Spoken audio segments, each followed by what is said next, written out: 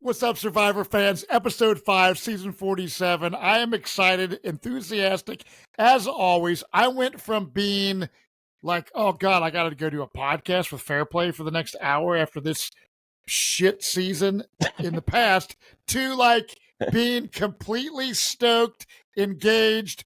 90 minutes, it goes by, and I'm like, holy shit, like, I can't imagine cutting this down to 60 minutes. I am here with Jonny Fairplay, Survivor legend, House of Villains alum, and Wayne Memmott. I'm a House of Villains legend too. Yeah, you are. But and Wayne Memmott. We were just talking earlier about how great House of Villains 2 has been thus far. And Jonny, just a little plug for what you've been recording with the House of Villains stuff. If people are interested in seeing that. Yeah, here at the Reality After Show Network, we have amazing broadcasts, not only covering Survivor, we have The Challenge with Paulie Calafiore. He's joined by challenge experts Wayne Memmott and Alex Trias. Memmott. That podcast. Dan Memmott. I haven't taken his last name yet. I know I'm a side piece, but I haven't taken his last name yet. Sorry, I'm with Dan's side piece, Wayne. I apologize. Dan Memmott, those guys are amazing. We got the Challenge Breakdown podcast. We got Wendell Holland, Bryce Isaiah, and Joey Hatch. That podcast is awesome. We have the Anonymous podcast. That's great. We got Tribe of Nerds. We have a brand new podcast, if Wayne, if you don't mind, the Too High, the Summit podcast. We got Omar and Wayne talking. The Summit. It's the Summit podcast. It's the best. It's the best name. Sounds like it was named by two stoners. Yeah. I had an assist. Yeah. Omar and I met at one of the watch parties. Omar's a fan. We became friends over blunts and weed outside of the watch parties. And I told Jonny, I was like, hey, the Summit's like good. I enjoy it. I think there's something to talk about. I think there's strategy here. I honestly think that we will see people from this show in other shows that we are already covering eventually. And Omar was like, yeah, I want to talk about it too. And I think we had a great first episode. It's live on YouTube, live on our feed, I think maybe tomorrow. But yeah, it's great. Up now. It's up now. Yeah. Yeah, so it's been up. It's been up for a day, Wayne. Cool. That's why it's the Too High podcast. Too High. It is literally it's been up for 2 days. It's been up for a day. Well, anyway, plug for it. Go listen to it. Tell us how we can do better. Watch the show, The Summit. If you like Survivor, this is much better. This is like hard, amazing race, right? It was strategy. There's actual strategy and alliances and voting and all that stuff. It's not just like, can you weave a bunch of baskets or whatever they do on the Amazing Race. It's a great show. I think we'll see some cool people from it. Yeah, and meanwhile, in preparation for my trip, ladies and gentlemen, I'm heading overseas to the UK. I'm heading to London and Scotland, catching a couple footy matches. Very excited. Alan Cumming, I said hi. I will. I will stop by the castle. Maybe Boston Rob is still there. Who's to say? But I've been following and covering with Jen Hoffman from The Apprentice, the House of Villains Season 2. We did the episode 1 and 2, week 1 premiere episode. And that's not all, folks. We're covering the show. We're doing a scene-by-scene breakdown like we always do on all these shows. But we also have a bonus interview episode each and every week. And this week, with my schedule, we might double up and do 2 next week, or Jen might be flying solo. Still trying to figure out that schedule. But yeah, House of Villains Season 2, if you haven't seen it yet, holy moly. The cast is, I mean, like, they literally cast the greatest 10 villains in the history of reality television for Season 1. And I'm just like, and you know, I'm sure they were like, okay, well, if this is one and done, let's shoot our shot. And so they shot their shot. And it was amazing. And it's just like, okay, well, they got greenlit for season 2. It's like, what do we do? Who do we get? Mm-hmm. Wow. They over-delivered.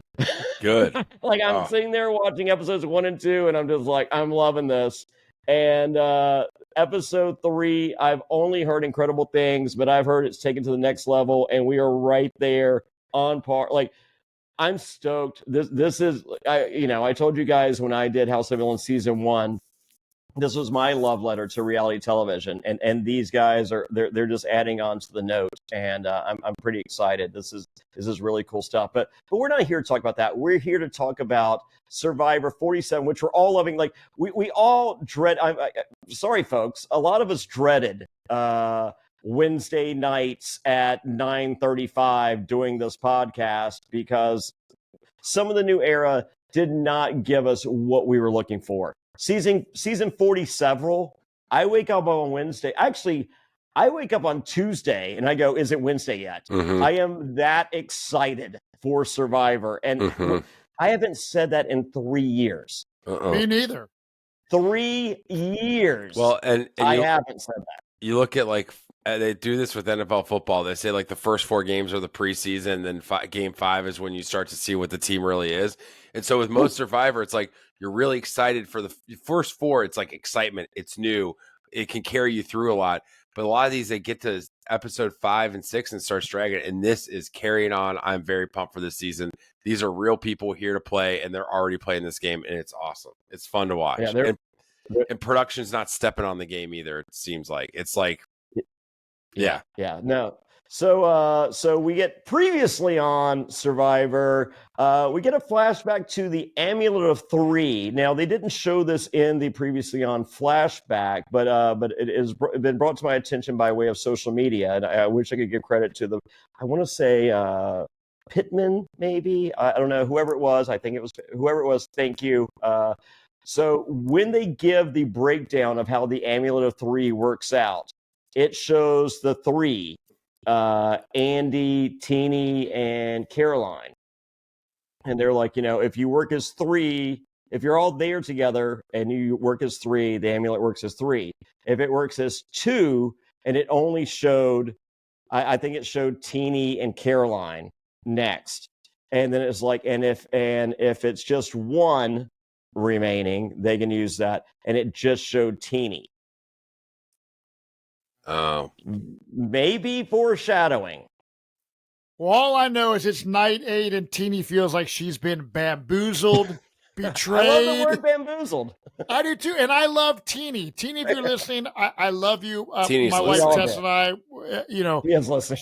She's like, Teeny rules, and tonight I was like, oh, please, I hope that there's not, bad things gonna happen. Is Teeny gonna, get some votes against her if she goes to tribal?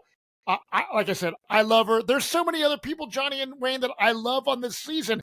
People are here to play, and even tonight, when the votes are cast and the person is devastated that they're gone, that is what I want to see. Yeah. If you're a recruit or someone that does not give a crap about Survivor, you are not going to react like we saw tonight. Mm-hmm. So to me, it's great. Like, we've literally seen everyone going home emotionally affected, and like, yes, that sucks for that person, and yes, we feel for you. However, we want you to feel that reaction, and yes. Me being a villain, do I relish in the fact that this negatively affected you? Yes. However, what we need for the emotional attachment as a viewer to the show is that connection, and it's just like, wow, that like this hurt that person. This is real. Yep. Yeah, and I feel connections with many people. I like. It's been many seasons since I've Especially really in the dungeon on the the DJ golf parties. Oh yeah. We were talking on the Patreon Q&A, Wade. We were talking about the going to your club and then going into the goth party downstairs in the basement. Who knew there was pegging at the comment? Dude, he's so stupid. So moving on. Advertise? Is that not on your Facebook? No, it's part of the secret menu. Comes with a free burrito. Teeny's in the middle of this, Matt, and like it's Yes. just like she's not on the, she's like no, relax, you're on the Saul's still on the bottom, you're in the middle. Your winner pick, Matt, Genevieve, she's the man with the plan. She is. I was a little bit worried.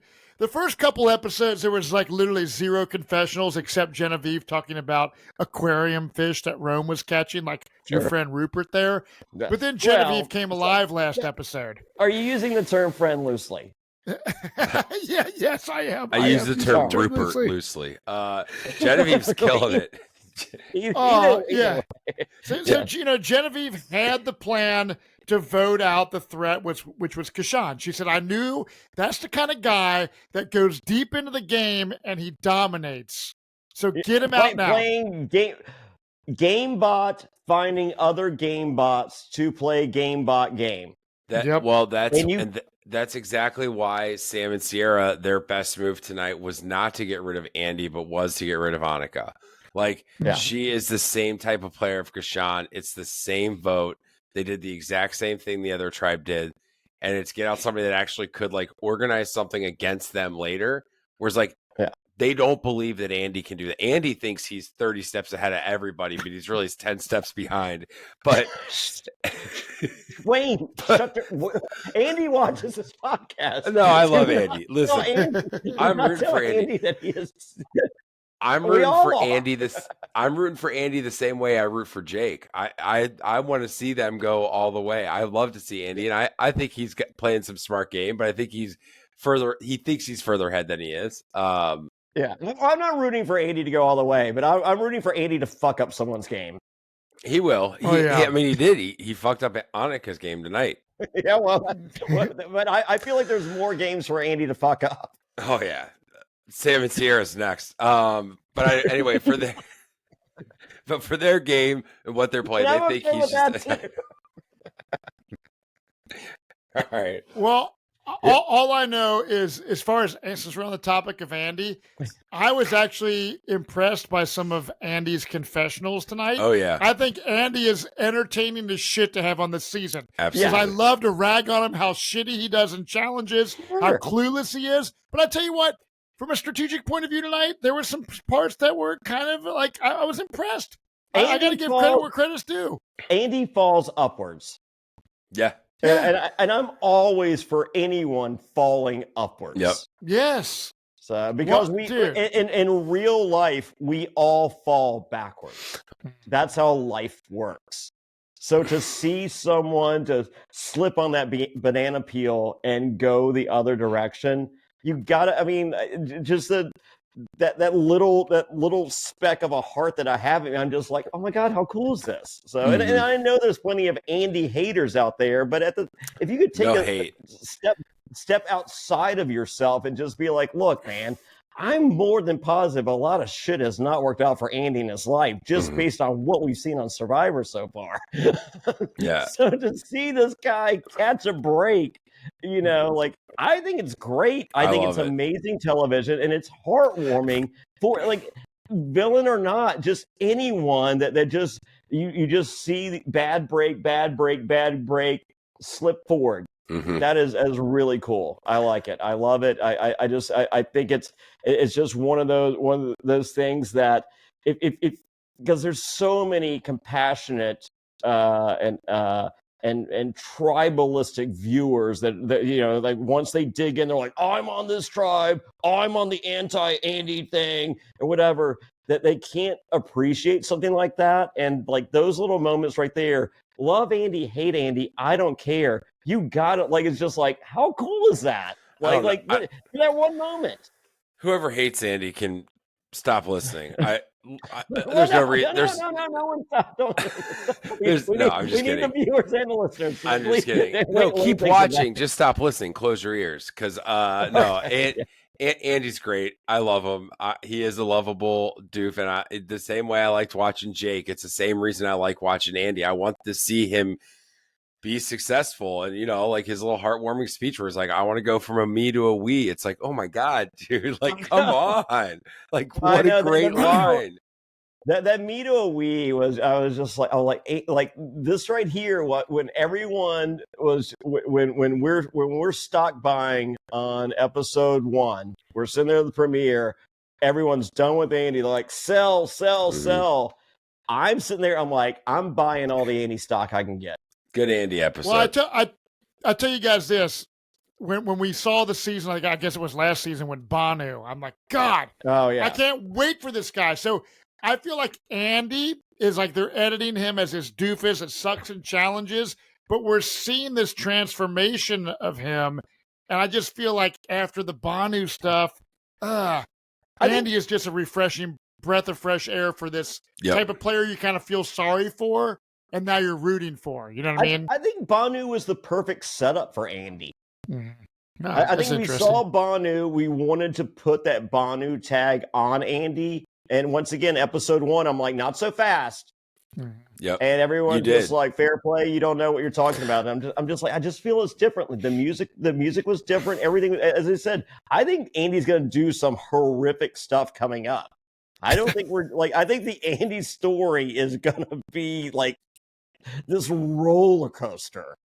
Dude. As I said, 0 chance of winning. If he is there, 0 vote finalist. But great TV, great, and that's what we're here. We're here to watch a TV show. We're here to watch TV show. Like I'm not Andy. I'm not out there playing. If I was out there playing, I would play insanely different than Andy. And I use the word insanely purposely. Mm-hmm. Right.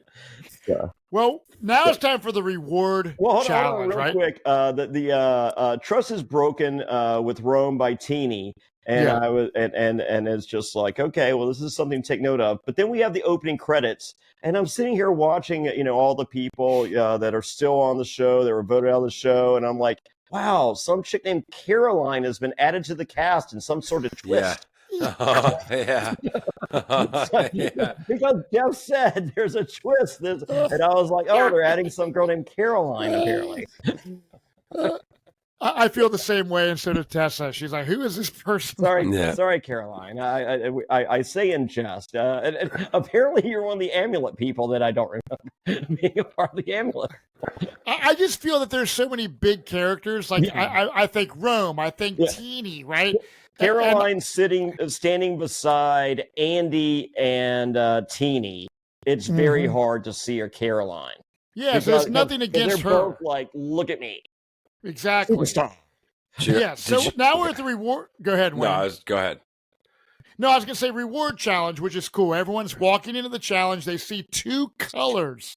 They're like, is this like a tribe swap, a merge? Like, what's going on? Why would it be? This was so cool because what it was is a reward. The reward is a sanctuary where you get cornhole, hot dogs, get to socialize. Where good things happen. Where good things happen, which I'm getting a little tired. We could call someone every season. Like, happen. Yeah, it's getting kind of old. That saying is old, but look, but not that good. Why didn't anybody rip open a cornhole bag looking for an idol? There's no idol searching. No one's looking for an idol. What? There's no idol there. You mean to tell me there's no idol at this where they just get a fucking hot dog? Excuse my language. They just get a hot dog. Well, Matt would have shown up. He's like, "This is not my version of cornhole." Matt would have been like, "I need 2 hot dogs, one for the front and one for the back." Whatever this beanbag toss is, this is not what I call cornholing. You're so stupid. That's not what they call that in Cincinnati. The Cincinnati cornhole. All right. But what they do here is they split up into 2 7-people teams to compete in this challenge. It's just for this challenge only, and then the group that wins gets to go on this social hangout, which would be key in the game of Survivor to get to know the people that you're going to be going to the merge with, and some people are going to spill the tea. I like this twist. Where are you guys at? It's barbecue, cornhole, and opportunity as Jeff presents it. But before we get to what we think about it, here's the other option at this moment in the game. We can do this. And we can have a challenge in which you gain information. You get to do all this, or we have a merge to 2 tribes. Like you go, three. like you go Go 3, from 2, 1 real quick, like maybe 2 episodes of 2, and then go down to 1. Yeah. I would have loved that. I would think- have loved a switch up and have 2 tribes personally. Any time that causes people to create a new alliance that's even briefly is interesting television is what I would think. So I'll tell you what, I've always been critical of the 3 tribes, and I think Same. doing this is a great kind of midway point between, going to 2. I think going to 2 might be difficult. I might throw too much luck. I don't know. I would be interested in it, but I think this is pretty cool, especially setting up for the merge. And what happens at this is like pretty critical to the game. Yeah, I think so too. I'm with you, Wayne. I'm always 2 tribes over 3. However, this season has disproven that belief system. For the first time. For the first time. Yes. And it may have happened one other time, but in the new era, definitely. Right. Yes. This is the first time I've approved of the 3 tribes. And going into this, I was just like, oh, what if they had gone to 2 right here? And once again, my logic tells me like this would have been the better move. And then watching what happened, I'm just like, I think the right move was just this as a reward and then go back and see the splintering of that. So yeah. I think this season production tropes and I don't throw out these kudos lightly, and everyone knows that. Check. Yep. A+, A+, A+. I think this was the perfect move. I think this sanctuary would have paid off more if either blue or red had lost. Yep, because of what was talked about at like the Gabe and what's her name? Sue. Tiana, Tiana just throwing Gabe under the bus with Sue being there, and also like Teeny telling everybody she's on the bottom. I think red would have been interesting. Blue would have been interesting because that was like the bigger tea that was spilled in my mind. Yellow, I wanted blue to lose. Yeah, yellow, it was like Sam and Sierra, and it's whatever, and they go back, and this sanctuary didn't really play into yellow's tribal council, and I think it would have played into red or blue's tribal council. Yeah, but by that, I'm glad that it was like I wanted that yellow payoff that we haven't gotten that we've been building to for 4 episodes. Right. Yeah. And that's the Andy problem. Yep. Yeah, the Andy problem. Right. So that's why for the first time and forever, I'm just like, I'm cool with 3. I'm cool with not doing the merge to 2.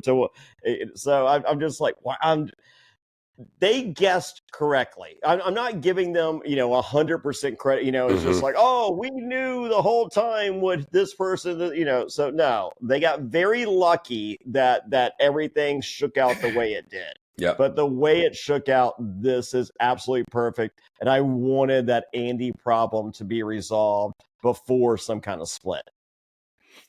Well, at the sanctuary, because the challenge itself, you had sandbags, you have a basketball deal. That's what it was. Classic. Sam killed it. My entire notes of the challenge is yellow wins. Yes. So Teeny is on. Teeny's on the reward. I guess. Yellow wins. Yeah, that's it. Yeah. So Teeny's on the reward. Kyle is excited. He's a vegetarian, which I would not have guessed that by looking at him. He looks like a country boy who works on a farm. I know most country boys that work on a farm is just like they're. I mean, I wouldn't say they're like healthy protein eaters of it, but Kyle looks like he has a Slim Jim for lunch. Yep. Yeah, he doesn't seem like the vegetarian type because my wife's like, fuck, that dude's a vegetarian? Wow. So here's the deal. I love this moment with Teeny. Teeny basically says, I feel like this is my last supper. She's kind of divulging some information to the people that are there at the sanctuary, using this as social and strategic gameplay. Super basically impressed with saying, Teeny. I'm a free agent for hire as soon as the merge happens. If it happens to be the next episode, how great a timing would that be for everyone involved? especially me, but I'm not going to emphasize the especially me. Yep. Oh, yes. And we know Sue, the 45-year-old contestant on Survivor 47, says, hey, Sam, aren't you and Sierra running this tribe over there? And he's like, no, we're definitely not. No, we are not dating. We're not running the tribe. I actually, I hate women. So, Sue, if you attempt to work with me later, I hate women. And please tell any woman that you're working with, especially the one over here running her mouth about her about the guy over here. I will not be working with you. Tiana throws Gabe under the bus. Sue is pissed. Yeah. Gabe is Sue's number one, and I don't understand why Tiana, knowing that Sue is standing right there, I don't think Tiana knows that that's Sue's number one. I think Gabe and Sue have done a really good job of nobody hiding knows. That fact. Yep. Yeah. I think they know they're civil, but I don't. They have no idea that that's their number one. And that's what I wrote down from this is like, clearly this is like a secret alliance. If Tiana is talking that freely in front of Sue about this, clearly the problem is Sue comes back and tells Gabe, and Gabe immediately goes to Tiana and confronts her, and that just confirms that this is an alliance. If Tiana's smart, that's her confirmation. They are an alliance. Okay. That makes sense. Yeah, right. Wow. Yeah, that's crazy. But I love this kind of twist, right? You just have a hangout, a little bit of cornhole, a little bit of barbecue. They don't spend a lot of time on it. I think just a good amount. Well, Caroline, who we were newly introduced to, I want to give Caroline her props here. She likes Teenie and Rachel. So, I wrote that down because they focused on that for long enough. I'm like, I think that matters. I just thought after the end of this episode, I just wanted to be kind to Caroline here on the podcast, because I wasn't aware that she was on the show. I mean, look ahead. Rachel is now solo on her tribe. Teenie is solo on her tribe. They are merging next episode. This conversation matters. I think Caroline has been hidden.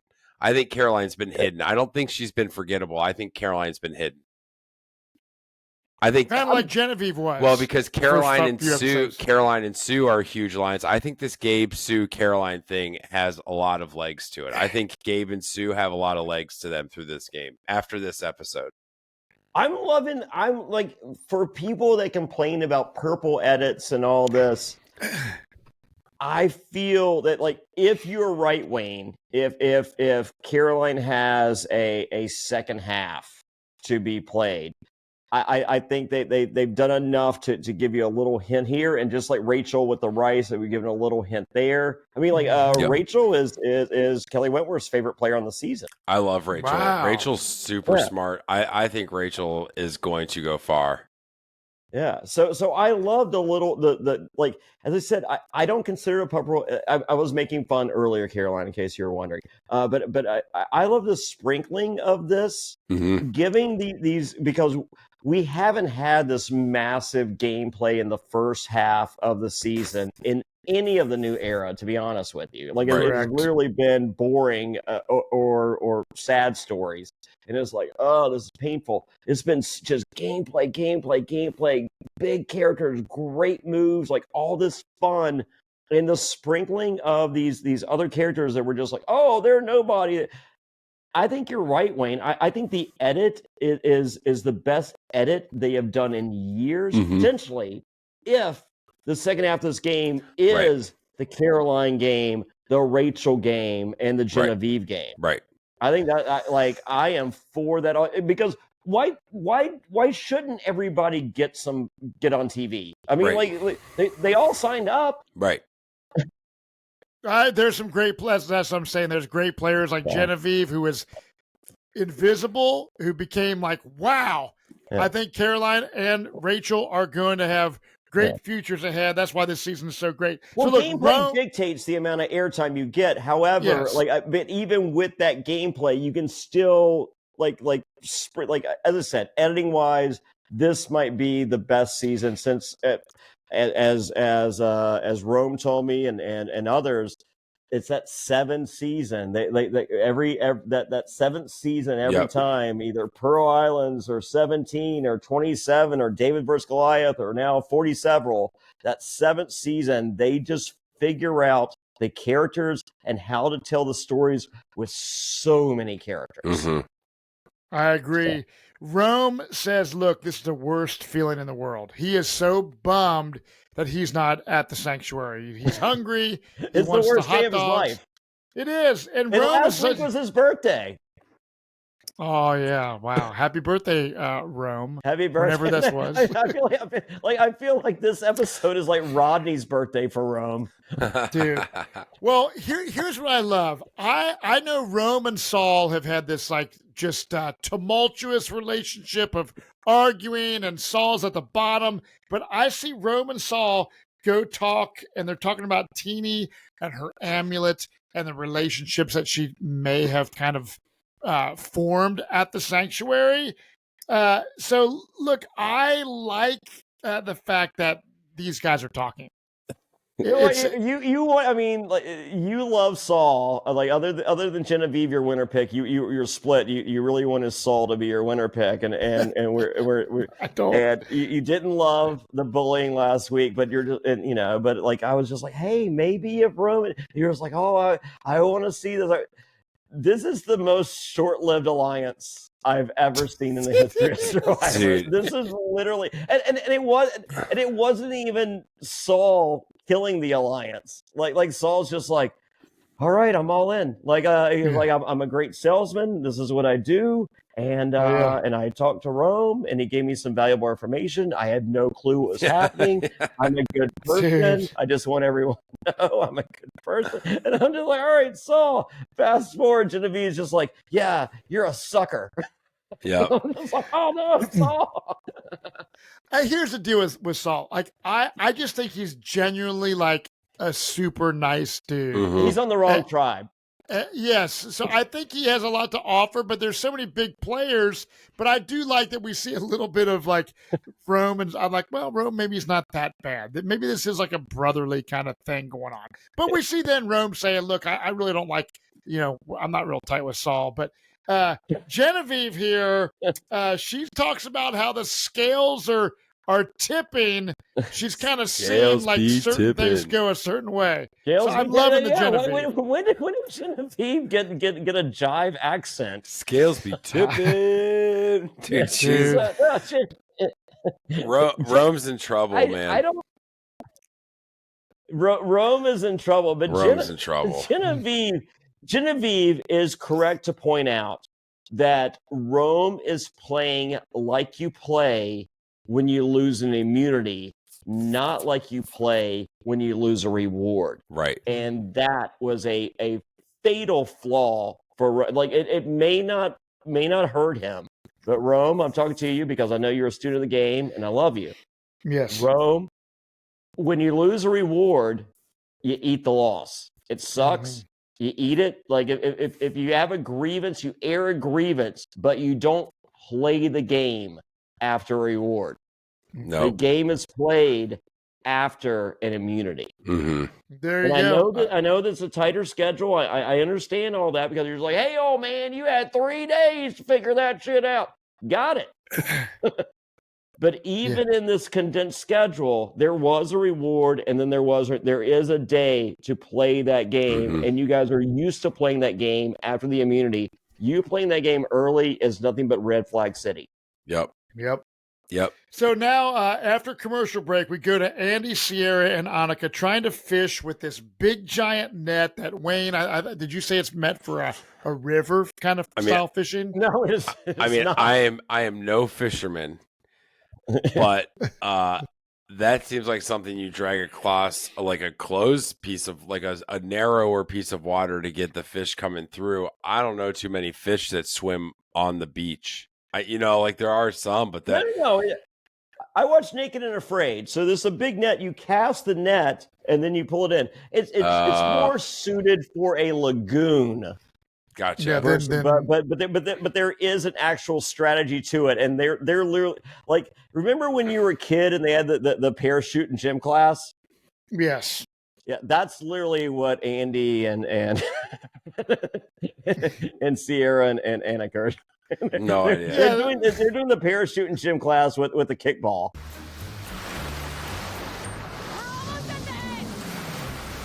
What was Jeff thinking giving us this thing? Jeff's making us work for it. Yep. Yeah, I would almost use the net. It's obviously not good for fishing. I would almost like try to make a roof of a shelter. It's good. No, Matt, it is good for fishing. So if you know what you're doing, but you're talking, for the record, I am casting the first. I am in the glass house throwing rocks right now. Burton and I had a similar net on Pearl Islands, and we could not figure it out. So I am sitting in my glass house throwing a boulder, stones. going no. But post Survivor, I watch a lot of Naked and Afraid, and I've seen much success with the casting net. Well, there you go. So after Shout this, out to my buddy Jeff. You're one of the best. There you go. So Sam is talking to Sierra, telling her how Sue was calling out Sam for this, like, Sam and Sierra running the game. Hey, dragging you, girl. Yeah. So Sierra's in a good position because Sierra's in the middle of the what's the alliance she's in called? Dragging Breadwinners. Yeah, so she got the Breadwinners Alliance, and she's got Sam. So I think she's in a great spot, and she's kind of like, I don't know, she can either kick it with the boys, kick it with the girls. So, I knew a couple girls like that. Dude, I'm sure you did. I'm sure, Johnny. Yeah. So back at Lavo, Teeny tells her tribe a condensed, not so honest version of what went down at the sanctuary. Hold on. Let's go back to what was said in the deal. Teeny's the condensed version begins with, it was one hot dog each, and there were no condiments. Come on, Survivor Social Hour. You ain't got condiments? I want. All right, how do we do our hot dogs, folks? Here's me. Mustard, chili, cheese, a little bit of coleslaw, and some Texas Pete. That's me. Where are you at, Wayne? I mean, I have all the toppings available. I'm in Cincinnati. It's onions, mustard, skyline, and cheese. Too much cheese, more cheese on top. That's how I prefer my hot dogs. But if it's at a standard hot dog cart, it's mustard, a kraut, a little pickle. I like the Chicago dog. I just don't like tomato, like just raw tomato slices. So everything on a Chicago dog, except for the tomato, I'm good with. Okay, I'm Southern Star. Where are you at, Matt? I don't like ketchup on my hot dogs at all, period. If it's presented to me, will I eat it? Yes. But like you, Johnny, I'm from Cincinnati, Skyline or Gold Star, a cheese coney, which is the bun, the hot dog, chili, cheese, onion, and mustard. But yeah, if I was just like Wayne, if I'm at the Cincinnati Reds game, give me a hot dog with mustard on it. Bam, I'm good to go. At the game, I'm doing mustard and jalapenos. Yep. Ooh, jalapenos good. And I tell you what, if anyone's ever in Cleveland apparently is known for their steamers. Hot dogs that are like there's a hot dog joint I went to, dude, about 10 years ago, and it was like 50 different hot dogs, eggs and jalapeno, like anything possible. So I am willing to try anything on my wieners. Sure. Have you ever had a Cleveland steamer, Matt? I have not, but I know you're going to make jokes about what kind of wieners I like on future Patreon Q&A podcasts. Well, I'm pretty sure Cleveland steamer is a bad thing too. it is. Shout out to the Tenacious D. I do like slaw. I like slaw on a dog. Now that you say that, I'm a big slaw. I like light slaw on the dog. Yeah, I like raw dog. Yeah. So, but hey, Survivor Sings where good things happen. Apparently, it's not where good condiments happen. Not great things. No one found an idol or an advantage. There's no it's like talk to each other, eat a hot dog. Like, how is nobody opening up the bags of cornhole bags? That's exactly where I would hide an idol. I would think if Rome was there, he's breaking open the cornhole bags and everyone's bitching at Rome. They're like, no, there's no. Okay, now Johnny and Matt, you guys have been on the show, so maybe I'll ask you: is there a time when, like, do you, or maybe I mean, it's obviously a new era? Would production be like, "Hey, y'all, there's no idols here"? Like, as they're leading you out there, No. they wouldn't ever tell you, like, "I don't, we No, don't want to but- film. We want to film you all chatting and mixing up. We don't want to film you all just like running off looking for an idol for an hour." They would not tell us there's no idols, but they would tell us not to destroy the cornhole bags. Okay, all right. Yeah, they would. They're If just Rome's like, over there like cutting it up, they're like, "No, stop. That's not." just play corn. Enjoy the corn. Please don't fuck up the cornhole. Please don't. Like it. Okay. We got it. We borrowed it from the resort. It's not even ours. We got to give it back. But I can tell you this, Wayne, as someone who's played Survivor, I would definitely be feeling with my hands the bags, and I would almost like look underneath the cornhole Well, no, board. just attempt to rip it open, and production be like, no, please don't rip open the cornhole bags. Also, thinking back, Matt, to your thing, I like it would be a cool twist if they're like next season or 49 or whatever, if they're like do this same thing where they take 3 and they play a game as 2 and then they go off and then they get there and they're like, "Welcome to your new tribe." Like they don't tell them that it's a tribe swap. They just like play this game and they go out and they're like, "Okay, this is your new tribe now." And then like everybody else finds out as they're walking out. I'm okay with that as long as you do the same challenge episode 3. Right. Because I want 2 more episodes before the merge instead of 1 more episode before the merge. Right. Two episodes with 2 tribes.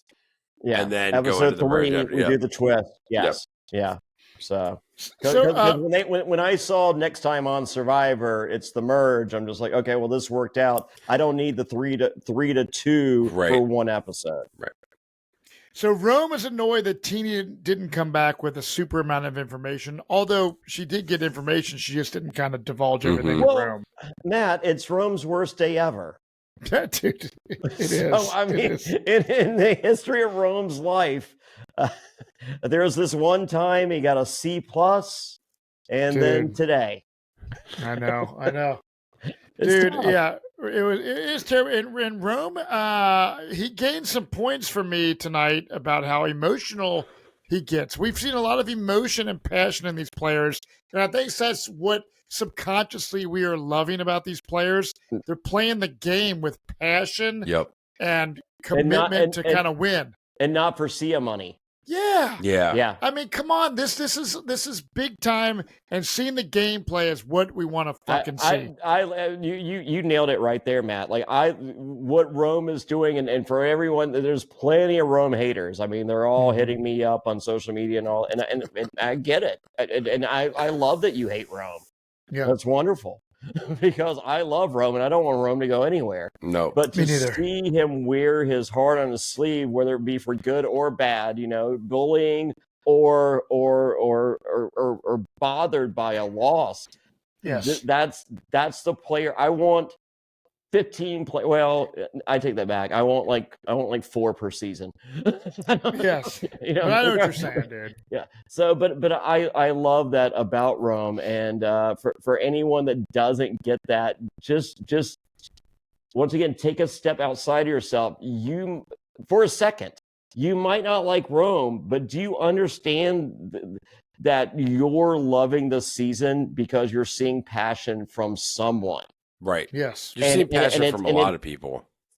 Yeah. Well, this one someone and take a step back for all these people, and you're seeing it for all these people, and that's why the season is so good. And it's not on episode whatever because they're just like, oh well, Sia gives the money about halfway out, and it's not a sad story about something that happened to him 15 years ago that no one fucking cares about. It's these people want to win this game. No sad stories.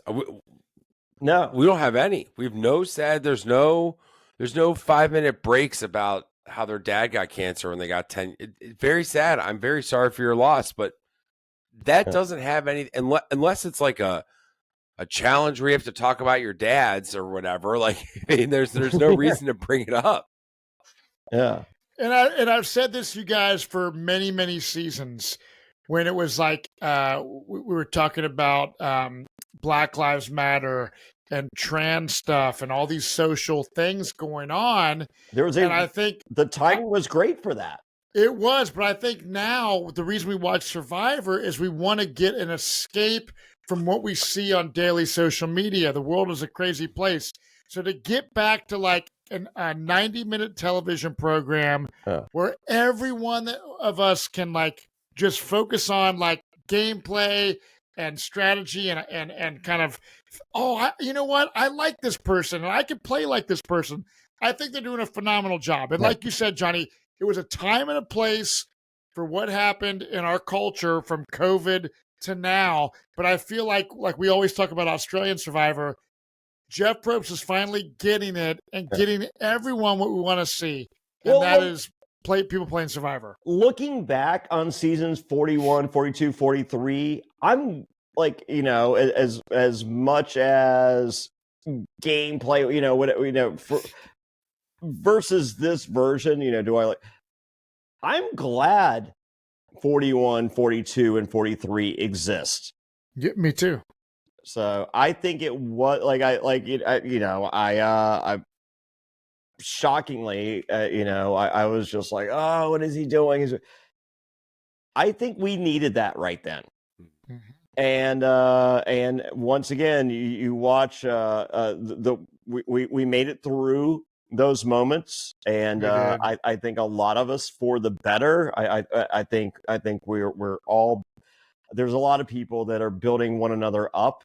Especially, we have hurricanes and everything that happened previous. And I feel like the America and the world at large is building each other up. I think we're in a very positive spot where we can go back to what was, comedy at one time.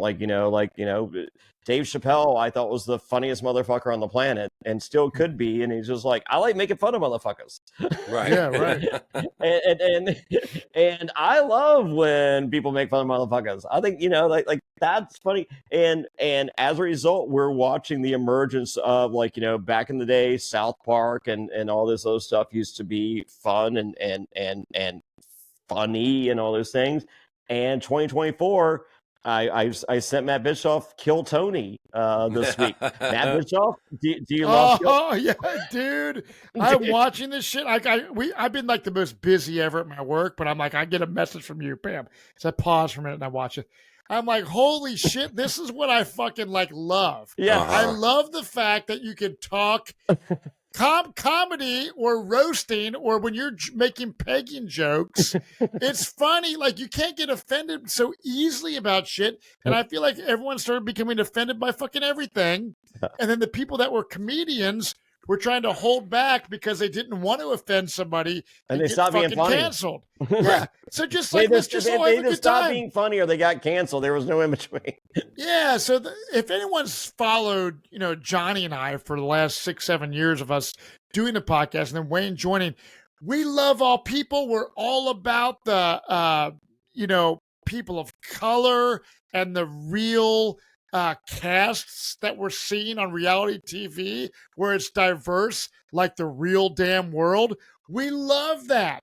Yeah. But we still bust each other's balls. Like yes. I'm not allowed to bust Wayne's balls because he watches Matt get pegged. No, I'm allowed to watch. But it's interesting. I'm doing research.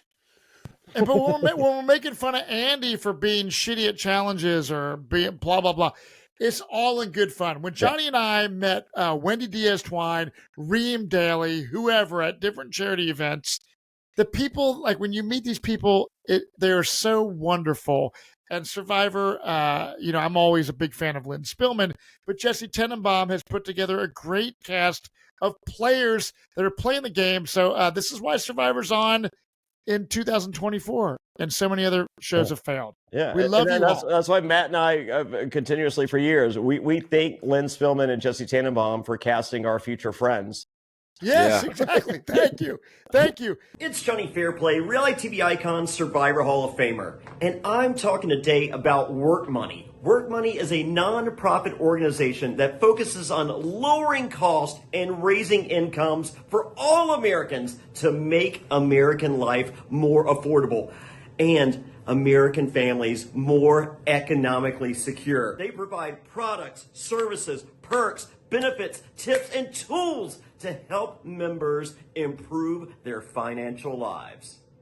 It's time to level up and make more money in this economy. We're talking getting rich. Now, this sweepstakes is giving away $50,000. You can use this to pay your rent, your mortgage. Imagine what you can do with all the money that you'll save. Now, this is put on by WorkMoney, and this site has all these sick benefits, and it's free. Go sign up right now and get more rich. Now, listen, you can change your life. Now, what would you do if you didn't have to pay your rent or mortgage for a year? Listen, sign up right now for free. Link is available right here in the show notes. Check them out. Personally, I'd get more pinball machines. I'm Jonny Fairplay. I wouldn't lie about that. It's WorkMoney. More money. So, look, back at Tuku, Sue is not stoked on Tiana spilling the tea about Gabe and how he played his idol and all that stuff. Gabe is Sue's number one ally. So she's a little pissed off about this. Yeah. And I mean, where are you are you guys like down with the Sue Gabe alliance? Do you think it's going to last? You think either of them have a chance to win the game? I don't know why Gabe is so headstrong on I have to have an older woman as my alliance member. It's just a weird thing to say, to have a specific demographic that you typically see on Survivor and be like, that has to be. I mean, what if he was on one of the other tribes? Yeah, right. See, I'm the exact. I went on to Pro Islands. I'm just like, I'm not working with the older lady. And I got there, and within seconds, Trish was my best friend there, and I'm just like, all right, well, fuck whatever. I had my but I also came in there with, I'm not married to anything going into this. I have ideas, but before Fishback created the word fluid, I'm just like, I plan to be fluid because I watched Rob C, the season before me, jump from alliance to alliance without consequence. So I'm just like, I don't care who's here. Right. So, but I did go in with the mindset, if there's an older lady here, I am not working with her. Fast forward 21 years, I ran a half marathon this weekend and raised $2,100 for Homeward Trails Animal Rescue here in Virginia. Danville, Virginia has a 83% kill rate at our animal shelter, and we're definitely going to bring that down. And the first message I get as soon as I finish the half marathon is from Trish Dunn from Survivor Pro Islands going, I just sent you $100. That's Whoa. awesome. That's cool. The first message I get. Yeah, we talked about that on the Q&A, dude. That's fucking Is solid. that insanity? Yes. And good for you, Jonny, because I know you're not like Mr. Dog Guy, right? You have cats and stuff like that. I have Jimmy the cat, who's not really a cat, but he is a cat. But don't tell Jimmy. Yeah. So, but yeah, and I don't really like dogs. I'm okay with partially okay with no. I have a 7-year-old and a 16-year-old. I am forced to love animals. I will always love animals. So, of course. And I will never allow an 83% kill rate anywhere. So if you need help, call me up. I am there. The national average is 13. I'd love to see that down to 9 or 8 or 0. Maybe we can figure this all out. But 83% is unacceptable. There's a link here in the show notes. Feel free to help me help this problem. But I'm not here for me. Where are you? So yeah, no, the Sioux thing, we'll see. Like the Blue Tribe, we haven't got a lot of airtime. I think they've done a pretty good job with giving you the outliers. But I mean, like I feel like the most we've learned about Kyle thus far is he was blindsided on the TK vote, and he's a vegetarian. Yep. Or Yeah, vegetarian. right. Go ahead, Wayne. What were you going to say? No, that's what I was going to say. He's a vegetarian. That's all we know. Yeah, so Tiana talks to Gabe. Look, I surprised you with the vegetarian. Maybe I'm a vegetarian myself too, Johnny. I feel a lot of us are. But look, Tiana is talking to Gabe, trying to like be honest with like, Gabe, this is what I did at the sanctuary. And Gabe was like, okay, He's completely like, dude, I do not believe a fucking single word you're saying. I love that he backed up his confessional with, he was just like, I gave her some yeah, and okays. And they literally showed him giving her yeah, and okays. Oh yeah. And Gabe wants to crush Survivor Dreams, which was my favorite hobby in the history of, in my history of Survivor. Like that's literally of all the things. It's just like they're like, Fairplay, what do you love the most about Survivor? I'm just like, ooh, finding immunity idols, no. Winning immunities, no. Winning the show, apparently not. Crushing Survivor Dreams is my number one thing on Survivor. Well, here's the deal with Gabe. Sue tells the truth. Like, look, it was in front of everybody of what Tiana said. And Gabe is pissed. I feel like Gabe's edit here tonight makes him look like a villain. Yeah. I could see him being a villain. Well, no, he literally said he wanted to crush Survivor Dream. That's a villain edit, man. Yeah. By definition. Yeah. I like it. Quoting Jonny Fairplay. Yeah, so the fact of the matter is Jeff Probst says, I don't want to have villains, but we're having Rome as a villain. We're having... I don't know if Jeff has publicly walked that statement back, but I think we all can see that Jeff has walked that back. And hey, once again, we were in a different time. I applaud it. I didn't know it at the time, but I'm glad we got what we got, and it was a lot more palatable than something like, we had Tiger King going on. If you needed that in your life, we got it with Tiger King. A more subdued Survivor was probably what the world needed in 2021. There you go. Well, now it's day 10, immunity challenge time. The Gotta Tribe brings the chickens to negotiate. They're like, look, these chickens aren't laying eggs. They tried to lay like an egg or two, and they broke. We want to trade you the chickens. They just left the bottom bare. You have to build up a nest for them. Like they can't bring the stuff to build a nest in the. So I blame the Yellow Tribe for poor nesting procedure. Yeah, and honestly, they and Sierra should know this because Sierra goes to all those wine farm wineries. She should know how they have all the chicken nesting coop things. So they want to trade the chickens for 24 eggs. That's Jeff counters with 15. They agree at 18. That's a good deal. Hey, Matt, my man Luke can eat 50 eggs. Dude, all I know is, what would you guys do? Would you guys have killed the chickens? You did not get that. Wait, did you get that one? No. Cool hand, Luke. My man Luke can eat 50 eggs. Okay. Jesus. Oh my God. All right, I'm out. I know it. I just I'm gonna cook one of the chickens, dude. Dude, but here's the deal. Your alliance is, like you gotta think about the other people there. You can't be coming in like, I want to kill these chickens, because then you look crazy if there's like 4 other people who are like, no. I mean, Sam like took it very plain. You could tell Sam wants to kill a chicken and eat it. And he's like, not everybody feels comfortable. We want everyone to feel comfortable. Man, I think Gata is the tribe that surprisingly probably loses the most people, because they're doing this whole kumbaya, go everywhere together, respect everyone. So it's like, nah, that's not part of the game. You gotta. You're really trading 3 whole chickens for 15 eggs. That is crazy. You boil those chickens up? No way.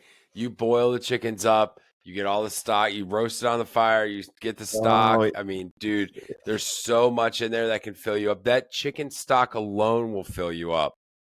I would have traded 2 chickens for 15 eggs. Then what would you? They ended up agreeing to 18 eggs, just so you guys know. Or 18, that's right. Or 18 eggs.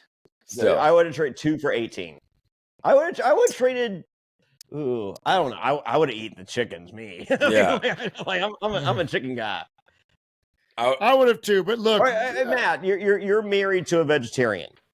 Yes. Could you have convinced Tessa? Like what trade off could you have convinced Tessa? And it's just like, hey, we're gonna eat 1 or 2 of these chickens. Can we trade the other chicken for eggs? Do you think she would have? She would have agreed because she would have eaten the eggs. She just wouldn't have eaten the chickens. So I think, you negotiate by getting rid of some of the chickens, but at least kill 1. Yeah. I would have loved to see, they probably won't show it on TV, but I would love to see complete idiots on a tribe try to kill wring a chicken's neck. Oh, yeah, they would kill it and try to cook it. Dude, no way. Like, it would be great. I think back in the day, they used to show it, and I'm still watching Naked and Afraid, and they're showing everything on Naked and Afraid. Yes. But I feel CBS is not showing the survival aspect, so they'll never show No. them. I like the negotiation of the chickens. Hey, season 50, we're killing chickens. There you go. So look, Yes, Jonny Fairplay, I will kill a chicken. So they have to use. Look, they have to collect. I just lost. What is that? 12%. Yes. So this challenge, you have to collect a bunch of sandbags and coconuts on a course. Then you have to throw sandbags at a puzzle, essentially, that's sitting there. And then once you tear the puzzle down, you have to rebuild the puzzle. So I like this. There's not a lot of water challenges. We've seen a lot of on land challenges this season, even though they're in Fiji where there's water. But I like this as a different kind of challenge. So as far as I know, we always talk about over something, under something, a puzzle. Yeah. This was a good breath of fresh air. Our casting is different. Our storytelling is different. Our editing is different. Our challenges are different. I think everyone got the memo. We want to see a different survivor. Yep. And we're getting a different survivor. Great challenge. It was a good challenge. Tuku wins, right? Not even close. The only takeaway I want to talk about from this is Andy sawing the rope with the wrong end of the machete. Please. Did you hear him? Please. He's begging it. Please cut it. Please. When he's sawing, he's humping. Here's how Andy saws. Yeah, he is sawing. He is sawing like that, dude. I have no. This is Matt at the golf DJ party at the Comet. In my gift mask. So do we have a clip? Do we have a clip, Wayne, of Andy sawing the rope? Let's check this out. Dude, so Andy is just horrible as ever. Poor Andy, if you're watching this, God love you. You're not good at challenges, and you admit that you're not good at challenges. There's a guy named War Dog that you should look to as your hero. Dude, imagine. What are the odds that I am Andy? Here you go. There's hope for you yet. Oh yeah, the War Dog Sucks Egg shirt. I am literally wearing the War Dog Sucks Egg shirt today. Dude, but Andy sawing this rope was hilarious. But I tell you what, Saul was badass at throwing the sandbags at this deal. But Gata loses. Well, hold on. Going and throwing the sandbags, trying to get those final puzzle pieces off. Yes, it comes down to Andy and Rome saving the day on those last 2 puzzle pieces. I tell you what, the the tribes that won immunity were so unbelievably emotional and passionate. And that's back to the whole theme of what we're talking about this episode. And then it literally comes down to seconds of the two other tribes attempting to finish. Saul biffs it and almost loses in the goddamn immunity challenge. Dude, I know. Saul. Oh my God, Come on, Saul. You ate humble pie earlier. You should be nourished enough to get to the mat. That's so funny, dude. So gotta loses. They lose their flint, so there's no way to cook their 18 eggs when they get back to camp. Well, there could have been. They admit when they get back to camp that is the first day they lit their fire. Why would you let your fire go out before you leave for a challenge? Just on the off freaking chance that you lose. I don't know. That's. And once again, there's another way to make fire, and everyone's just like, "Hey, there's no way to make fire." They're like, "Well, there's no way to make fire." No, we could never make fire. We can never make fire. No one made fire before, a lighter before. No. Yeah, so look, they can't cook their eggs. Sam is pissed about losing and how bad Andy sucks. Annika says the tribe would be better without Andy because of his sucky performance. Well, no, Annika said it's her tribe. And the tribe would be better without Andy. And I was like, ooh, this is not good. Did you know right then and there that Annika was going home? She said it's her tribe. Yep. And they would be better. I was just like, oh yeah, this is like. All I took away is you can't go into these things when you don't have a vote with that much bravado. She was so set. She was so set, and she did not have a vote. I mean, you don't have a vote. You got to assume you're going home and find a way not to go home. And she did not play today that way. Well, but I'll do counterpoint to that, Wayne. We have the group discussion in the water, and they're all discussing on who should go home. And Andy goes, "I'll be right back. I have to go pee in the water near you." The waves are coming in.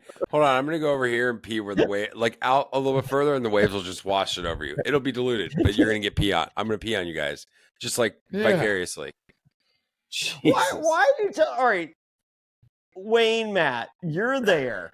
We're talking.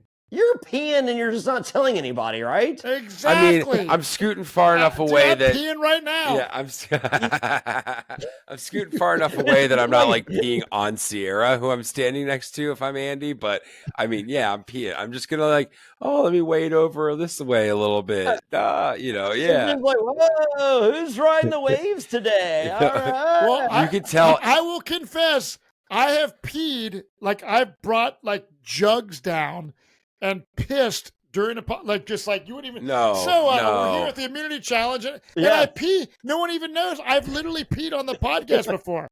Johnny's on a tangent. I'm multiple times during a podcast. I have, dude. I gotta pee. I drink a lot. I gotta pee all the time. So yeah, I would not tell shit that I'm peeing. Yeah. Period. I just want to pee. 100%. Yeah, no one wants to know while Matt's peeing during a podcast that he's peeing. No. And no one wants Andy to say, "Hey, I'm just going to walk up a little bit upstream that the pee comes down to you." I love that we do this podcast. You can tell I'm peeing in water because my face. I'm just standing there and I'm just like this. Dude, that's all. If I'm all of a sudden at a pool party and I'm not talking, staring straight forward, I'm peeing in your pool, right? I'm the opposite. If I talk extra, that means I'm peeing. Well, dude, I was in where were we? Raleigh, North Carolina, Johnny, back in 2022, probably to see Jerry Cantrell. Sure. And I remember we drove from your house to the event, and when we got to the parking lot, you had to piss, and you had the world's long. I think you had the longest piss I've ever heard in my life by a human being. Oh yeah, I did the Adam Sandler pee. It's like the world. Yeah. All right. Dude, speaking of Adam Sandler, my good friend Nate Wessel is on set working on the Happy Gilmore 2 movie. Right now. MJF the wrestler just wrapped on that. Yeah, they're filming in New Jersey, and he texted me last night. Sorry about that. 2 of the stuntmen that he met were former BMX riders that had ridden their bikes on my old backyard ramps Damn. at my old house. Now they're stuntmen for like the last 10 years. They do like all kinds of movies, but pretty crazy. But look, I feel right here what's going on. Like Andy, this whole episode is great. And he feels like he has this master plan. He's look, I'm on the bottom. Yeah. He offers, he asks Annika for a lifeline. Yes. And offers a similar pitch to Rachel.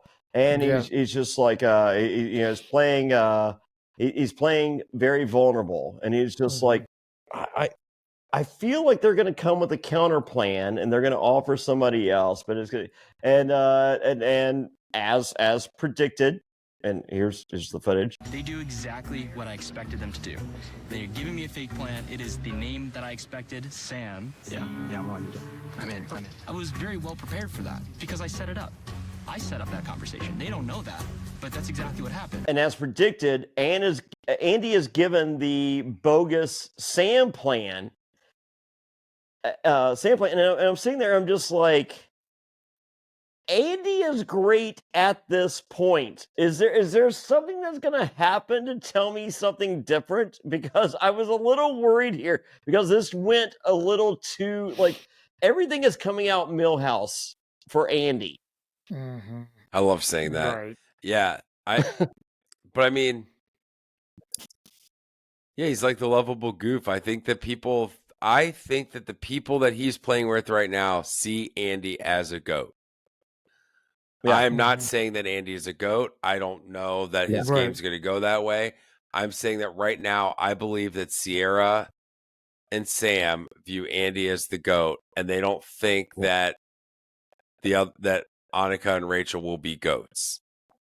Yeah, yeah, and I think it's as simple as that. Sorry, the other side of that is Sierra. The best part for her, she was like, "What's the best for my game?" The best part of the game is getting out either Rachel or Annika, whichever one you don't think you can work with the longest, because they are close together. They see Sam and Sierra as together, but Sierra has to break them up so she can absorb the other one. That and I think that's what's going on in her head, and so Sierra's conflicted, and she's just like, which do I do? And at this point, we have Sam explaining the possibilities and them discussing the possibilities, and I'm just like, if Sam attempts to mansplain right here, it's over for you. And I don't think he did. No, I don't think he did. I think it was a discussion. I think he did a good job. Yeah, I was, but I learned because I saw everything with Andy, and I'm like, everything's perfect. Everything's perfect. This is great. This is great. I love Andy. This is wonderful. And I'm just like, I was just like, oh, here's where Sam fucks it up. Yeah, and he didn't. Oh yeah, no, he didn't. And then we have Andy explain how great he is. I was kind of hoping that Sierra would come in and like there'd be a clue that they were going to vote Andy out, like there's another plan or whatever, and then Sam just drops his idol and plays it on Andy. I was hoping that too, but we know Sam has this idol. He has to play it tonight. But he didn't want to play it. I love the Sam and Sierra. Yeah, because that is great gameplay. I love Sam. He's one of my favorite players this season. If Sam wins, I'm stoked. So smart of him not to play it. Yeah, because if he plays it, then Andy's going to lose the trust. Yep. Now, Sierra and Sam still have Andy's trust in what's going on. And I think it's beautiful how it goes down. It's Tribal Council Night 10. Rachel. Going into Tribal Council, I'm like, it's Annika or Andy. I don't love either of these options. I love Annika and Andy as players on this season. I do too. Yeah, but I like everybody. I love so many players. I like everybody on this tribe. I know. That's what I'm saying. Yeah, yes. but at the same time, like I also like a great player going this early because that's good TV. Yep. But I did not wish for it to be like I think Annika or is it Annika or Annika? I think it's Annika. So we see Annika. Annika. So Sam we see him talking at tribal council, right? I want to talk about this. He's talking about like, I suck at challenges, but look, I'm a great guy on the inside. I love that people are he likes what liking he me. sees on the inside. Yeah, so it's interesting, and I think we're seeing this. You know, he was a really self-conscious, bullied kind of character that's now kind of gaining some more confidence, and I'm all for it. And Andy, as much as you suck in challenges, you admit it, you own up to it, and I respect that, and I respect everyone that's playing this game, because this tribal council is another epic blindside that's just completely like jaw-dropping television. But I still think me and Wayne are on the opposite side of the spectrum as you, Matt, on this whole Andy thing. Like you're on board the Andy train. You're just like, hey, I love it, and and hey, he's matured into this.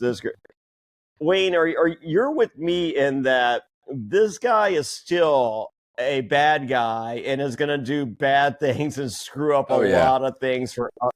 I don't know if he's going to do it with malicious intent, but he's going to screw up some games.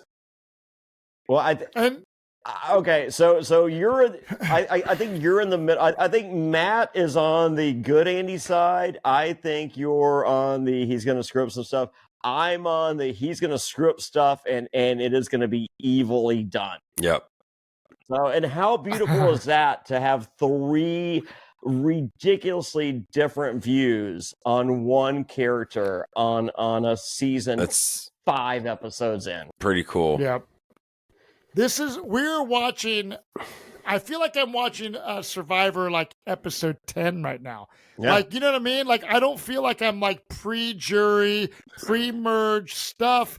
It's beautiful. And tonight's episode, again, when I, as the viewer, who's someone who's played Survivor and know how much it sucks getting voted off, this is one of the most dramatic exits of any Survivor player that I have seen in recent memory.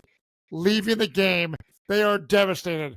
Annika is like so blindsided, she doesn't know what to do. She's standing there looking at them and not even leaving. You're kidding me, guys. Here, we got the clip. Who owned this? There's 3 of us. 3 boats.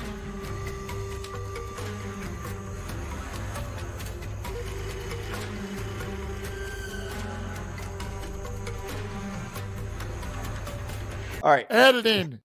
So perfect. Crazy. We get the you're kidding me, guys. Okay. Did you know, Rachel? No. All right. Now, I love Annika. All right. Big fan.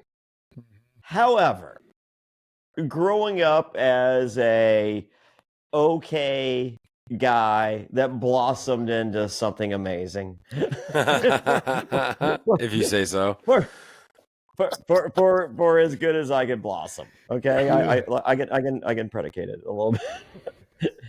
I love when the hot girl is told no, because we have seen throughout our lives that the hot girl goes up and is just like, I want that.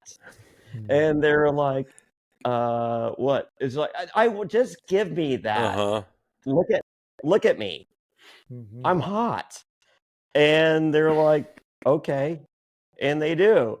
And I feel like Annika was like, I want to make it through this next vote without a vote. I'm not going to try, as Wayne said, and I want this. And they're like, no. Nope. And they're like, what do you mean, no? What do you mean, no? Mm-hmm. So I bet you, Annika, right now, if you're listening, you are still bummed, recovering from the devastating loss, because it sucks. Getting voted out sucks. Sorry, we were about to do a bit where we laughed. But I don't know if we have a clip. We see this clip of her like totally shocked, but then we see like more of a clip like later of her crying. Well, no, I don't want to laugh. Yeah, I want to laugh now, not before she's crying. Yeah, but it's very. It's a bummer. Yeah. Annika, the tribe has spoken. Time to go. No. Nah. Yeah, she goes from perplexed to pissed to seeing that exit interview where she's crying. She's devastated. She's I'm devastated. So, She's Annika, literally you're a great devastated. player. She tells us. Yes. And so if you guys want to follow Annika on Instagram, because Johnny recommended that at one point. Hey, don't call me out. No. But yeah, great Instagram. And look, Annika, you played a great game, but this just proves people are getting blindsided. Great players are going home. So I feel like so many players are here to play, and we got a lot of big characters. So I can't wait to see how the season plays out, you guys. It's killer so far. Killer. Yeah, and Andy walking away from Tribal with a big smile on his face. I'm just like, so all I have in my notes next week is the merge, and that's awesome. But I literally just in all bold, this is the best season of Survivor in 3 years. Yeah. Oh, that's hands down. 6 seasons. Because here's the deal. 3 We are years. we're 1 hour 18 minutes into like recording, Yeah, right? We knocked out 48-minute episodes on 41 through 45 or 46. Yeah, I feel like my notes. I keep scrolling tonight. Like shit, I got so many notes. It just proves it's great. So thank you everyone for coming along for the ride. And if you want other coverage of Survivor, be sure to tune in to Kelly Wentworth's podcast. Yeah. Is it On the Edge? Is that I'm having a brain fart? No, it's Edging with Kelly Wentworth is but the official title is Over the Edge with Over Kelly the Edge. Wentworth. This week's episode is actually airing on Friday. Her guests include Jeremy and Val Collins. Whoa. There you go. And she had Sick. Reem Daly on recently. Yeah, I did not decipher the clues correctly last week. I thought it was War Dog. It was no, it was Reem Daly. A much better get than War Dog. I have the War Dog shirt. She has the Reem Daly. I feel in the Survivor podcast Battle Wars, she won.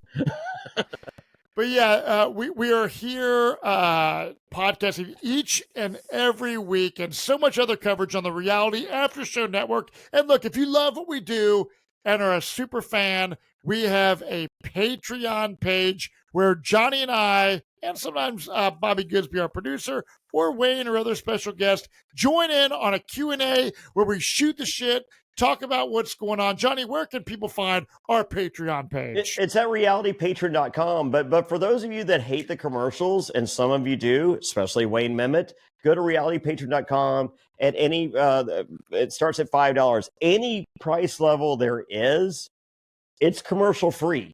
There are no commercials. We have, I think we have one like in-house commercial for WorkMoney. Yeah. But other than that, like there are none of the YouTube commercials, none of the commercials you get from Spreaker and all the audio stuff. It is 100% commercial free, other than one, maybe two commercials. If I'm supposed to film another commercial, but I'm heading to London, so I'm probably not. So anyway, right now there's one commercial total. Is all you will see. Go to realitypatron.com for $5. You can watch commercial free. Like, you're talking to someone that I subscribe to True Crime Obsessed. I'm a $20 patron because I hate commercials and I love getting magnets every 4 months.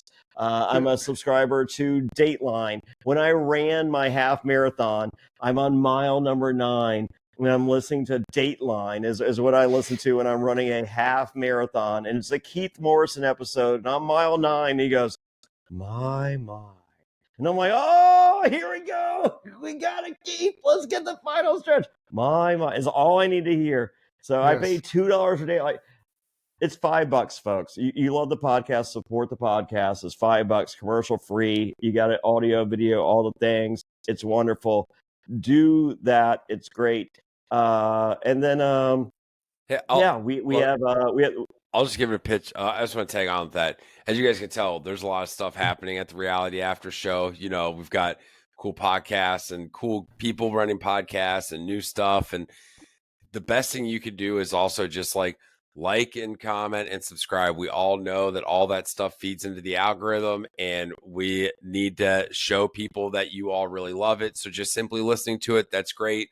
But, go on YouTube and leave a comment. Even if you listen to it, go leave a review. If you haven't reviewed this thing, go wherever you're listening to it and review it. It takes 30 seconds and it helps us out a lot, especially if we get like 100 new reviews. Oh my God, it looks so good if they're all 5 stars. So, and share. Like if you watch this and you're like, holy shit, I got like 5 buddies that I went to college with that love Survivor, and they remember Jonny Fairplay.